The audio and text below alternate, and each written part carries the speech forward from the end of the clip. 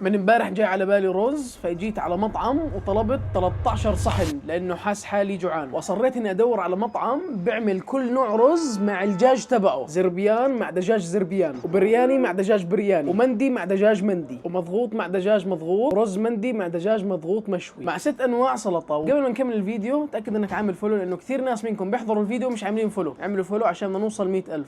ايش الحركه هاي؟ ما يعملوه؟ لا اعملوا فولو. جماعة ريحة التدخين خرافية، بسم الله. جماعة دجاج المندي دايب ذوب، وتدخينة الحطب اللي عاملينها خرافية. بداية مبشرة بالخير على اللي بعده. هذا المطعم من سنة 2002 موجود بالأردن، يعني تقريبا 24 سنة بيعملوا رز. خلينا نجرب الزربيان. رز ودجاج وبطاطا ودقوس، رز مبهر ومفلفل صح، ودجاج متبل صح. بعطيك أزكى صحن ممكن تاكله بالأردن. طلاب الجامعة الأردنية وجامعة الأميرة سمية آخر فترة احنا مش مقصرين معاكم، بنجيب لكم أزكى المطاعم. على الحلو بهذا المكان انه تنوع بالاطباق، يعني كل نوع رز مع نوع الدجاج تبعه، وبنفس الوقت طالعين باحسن طريقه واحسن طعم ببيض الوجه. احنا اليوم كنا عند مطعم قصر المندي، موجودين بجانب جامعه الاميره سميه والجامعه الاردنيه، والاكل بيوصلك زي ما كان موجود قدامي عن طريق تطبيق اشيائي.